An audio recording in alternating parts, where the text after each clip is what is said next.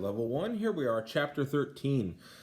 This is one of those ones you're going to want to rewind a bunch of times when I get to the grammar. But for right now, let's do the vocab, all right? So here we are, page 97 on the glossary, and page 100 on the glossary as well is going to have some stuff, but you've already pretty much gone over.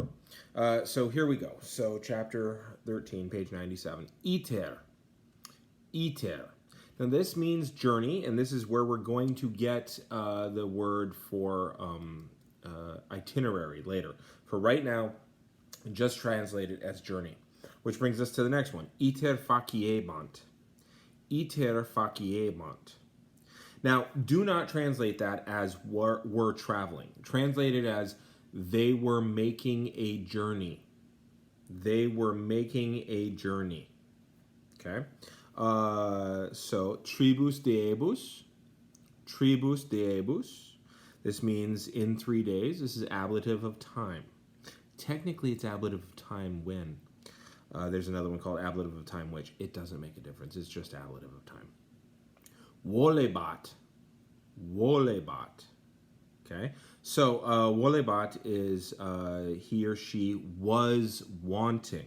You need to change all of these past tense translations to was or were. Okay? So, he or she was wanting. Okay? Identidem. Identidem. This means again and again. Okay? It's just kind of a fun one to say. Eubebat. Eubebat. This means he or she was ordering. You don't get to use anything else right now. Don't go with any good English. It's he or she was ordering. Okay? Wirga wirgai. Now this is a stick.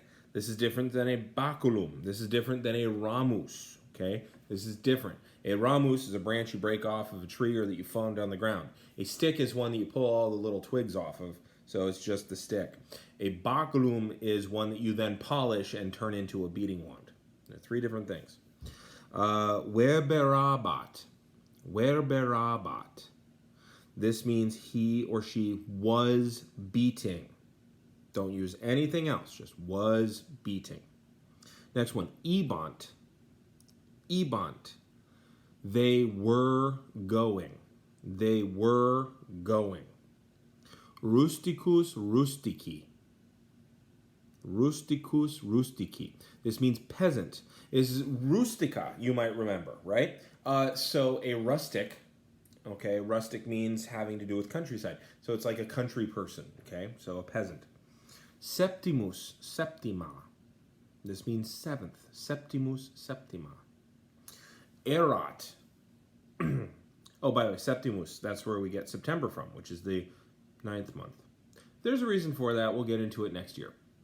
But it was at one point the 7th month. And it's literally what it meant, 7th month. Romans, not very clever at all with their naming. Erat. Erat. This means he or she or it was. You could translate it as was being, and I'm okay with that. Okay? That might actually help later. Now, quiescebant. Quiescebant. This comes from quiesco, quiescere, which means to rest. And it means, it's where we get acquiesce from, or quiescent, or, no, it's all like, or quiet, you get the word quiet from it. Quiescebant, they were resting. Pes pedis. Pes pedis. This means foot. It's masculine. It's where you get pedestal, pedal. All the words that moped, biped, quadruped, bipedalism, all those things that have to do with how your feet go. Impede. Vehicula. Vehicula. Here's a word that hasn't changed in 2,000 years, right? So vehicle, or vehicles rather, I'm sorry. And for right now, just trust me that it's vehicles. It is a plural. Next one, Auriga, aurigai. Now look very carefully. You'll notice that that is masculine. It's a job, and a lot of jobs end up being first declension nouns of the masculine. Auriga is one who drives a chariot, a charioteer, an auriga. I got nothing in English for you, but I do think of those old-timey horns as auriga. So, magno risu. Magno risu. Okay?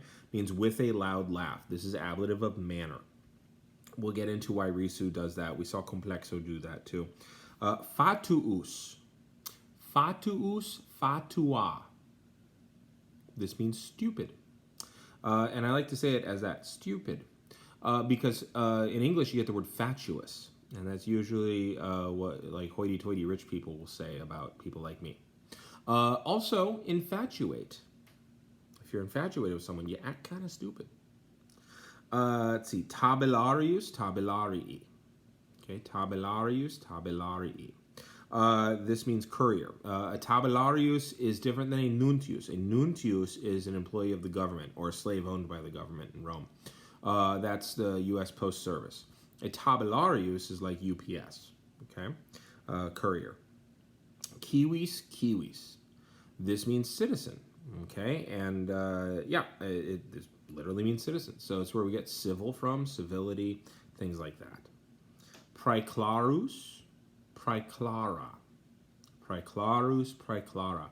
Prae means in front of or before, and then clarus means clear. So if you were clear before everyone, it means you are distinguished. It means that you are known, you are famous, okay? Everyone can see you clearly.